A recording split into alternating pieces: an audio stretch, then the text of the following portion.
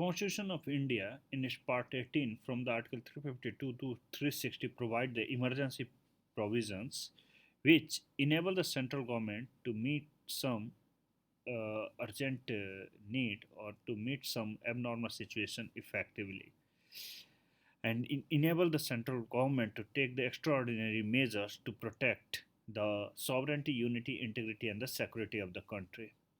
During the emergency, the central government become all powerful and the state goes into the total control of the center.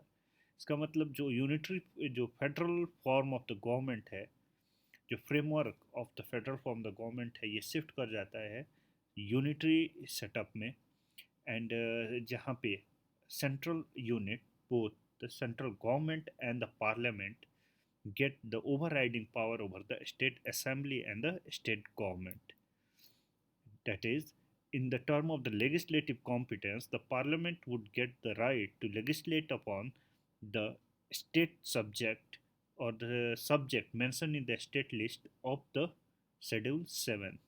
Similarly, the executive central government would get the executive competence to take action on the matter on the subject which are mentioned in the state list of the Schedule 7. So, the federal structure turned into unitary one without any formal constitutional amendment. And this is a unique feature of the Indian Constitution. B R Ambedkar Constituent Assembly में इस पर बोले थे that all federal system including the Americans are placed in tight mold of federalism जो कि no matter what the circumstances it cannot be changed its form and the shape and can never be unitary जबकि Indian Constitution has both unitary as well as it can be a federal according to the requirement of time and circumstances जबकि normal time में federal system work करेगा और emergency में किसी urgent situation में emergency में it would work as a unitary system constitution provide for three different type of emergencies: national emergency, state emergency, financial emergency. national emergency के बारे में डिटेल प्रोविजन प्रोवाइड किया गया आर्टिकल 352 में और इसको टर्म यूज़ किया है कॉन्स्टिट्यूशन ने प्रोक्लेमेशन ऑफ इमरजेंसी और इसका ग्राउंड प्रोवाइड किया हुआ है war, external aggression and armed rebellion. वैसे ही स्टेट इमरजेंसी जो है उसको प्रेसिडेंट रूल भी कहा गया और कॉन्स्टिट्यूशनल इमरजेंसी भी बोला गया। आर्टिकल 356 डिटेल प्रोविजन प्रोवाइड करता है इसके बारे में। Constitution doesn't use the word emergency for this situation. Similarly, the Article 360 provide for the financial emergency. It is declared when the threat is to financial stability and the credit of India. अगर national emergency के बारे में थोड़ा detail में अगर हम जानना चाहें तो ग्राउंड ऑफ डिक्लेरेशन सबसे पहले आता है।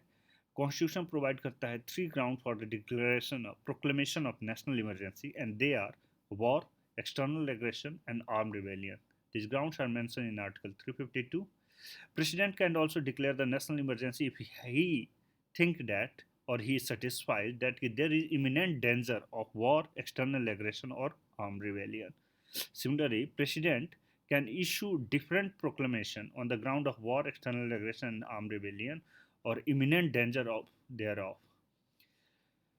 Whether or not there is proclamation already issued by him and such proclamation is in operation. This was a 38 Constitutional Amendment 1975 में ये provision Constitution में ऐड किया गया। Similarly, 42nd Constitutional Amendment 1976 में प्रेसिडेंट को इनेबल किया to proclaim national emergency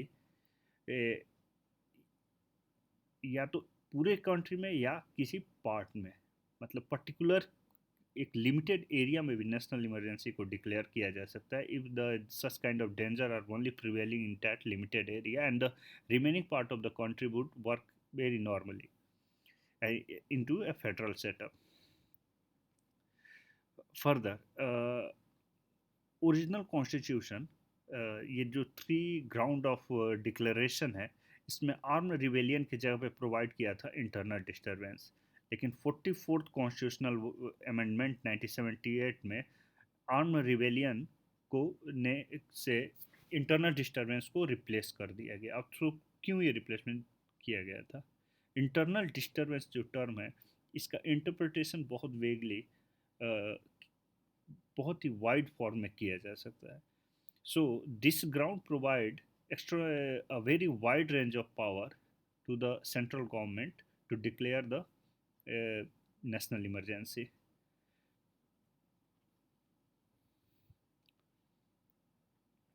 Further, before 44th constitutional amendment, a suggestion given by a ad and advice given by the prime minister to the president would be enough for the president to declare the national emergency.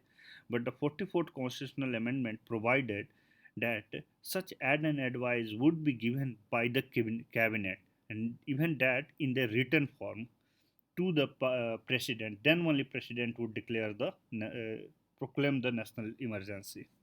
So the mere oral order from the prime minister would not be sufficient. A written recommendation from the cabinet would be required by the president for proclamation of emergency. Further, another thing, in the entire constitution, the term cabinet has been mentioned only here in the Article 352. It is not mentioned anywhere else. Neither it has been defined what the cabinet term is. Cabinet term is not has not been defined in the constitution. Type of अगर national emergency देखें तो दो है. External emergency, when the national emergency has been proclaimed based on the ground of war and the external aggression, and if the emergency has been proclaimed on the ground of armed rebellion, then it would be termed as internal emergency.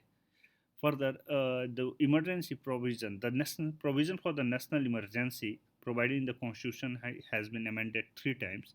First by the 38th Constitutional Amendment 1975, 42nd Constitutional Amendment 1976, and 44th Constitutional Amendment 1978. National emergency का approval and उसका duration के बारे में अगर हम देखें, सो the proclamation of the emergency must, as has been provided in the constitution, the proclamation of the emergency must be approved by the both house of the parliament within 1 month from this issue. From the date of proclamation of the emergency, within 1 month it has to be approved by the both house of the parliament. The approval would be done by a special majority, that is two-thirds of member present and voting and more than 50% of the strength of the house. Membership of the house, more than 50% of membership of the house. And further, 44th constitutional amendment से पहले ये 1 month की जगह पर 2 month था. With in 2 month parliamentary approval is required to be taken, but 44th amendment में it was reduce to only 1 month. 1 month. The proclamation is emergency is issued at the time when the Lok Sabha is dissolved or dissolution of the Lok Sabha takes place during 1 month without approving the proclamation. Even then, the proclamation emergency would survive until the 30 days from the first sitting of the Lok Sabha after its constitution, provided the Rajya Sabha has in its meantime approved it. If the approval by the both house of the parliament, then emergency may continue for the 6 month and can be extended for the indefinite period with the approval of the parliament for every 6 month.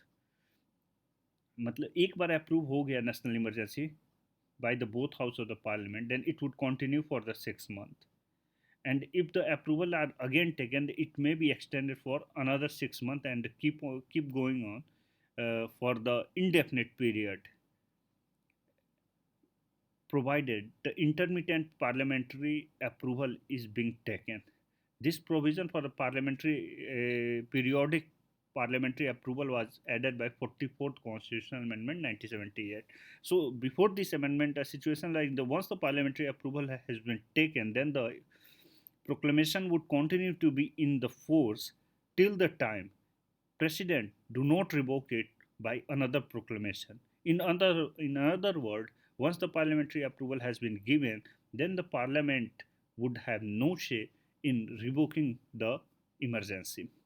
So this safeguard was provided by the 44th Amendment Act 1978, which enable or empower the parliament to have say in the revoking of proclamation of national emergency.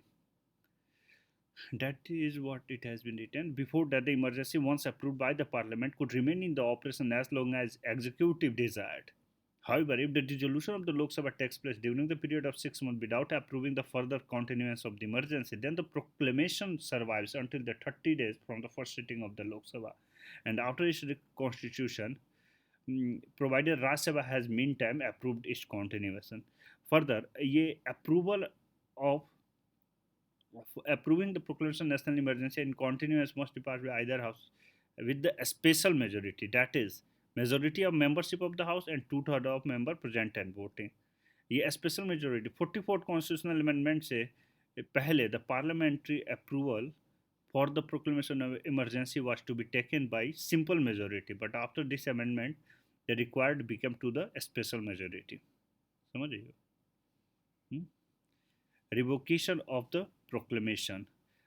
Proclamation of national emergency may be revoked by by three way. First, if the president by order another revoke the proclamation, this action is to be taken by under its executive power.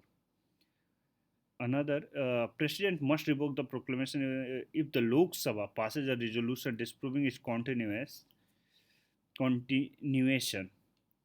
This was introduced by 44th Amendment 1978. Before the amendment, a proclamation could be revoked by the President on its own, and the Lok Sabha had no control in this regard. 44th Amendment 1978 also provided that if the one tenth of total member of the Lok Sabha give in written notice to the Speaker or to the President if House is not in session, then the special sitting of the Lok Sabha would be held within 14 days for the purpose of considering the resolution disproving the continuation of the proclamation. A resolution of disapproval is different from the resolution for approving in two ways. The resolution of the disproving has to be passed only by the Lok Sabha and that only by the simple majority, while a resolution for approving the proclamation of national emergency has to be taken by the both house of the parliament and it has to be done by the special majority.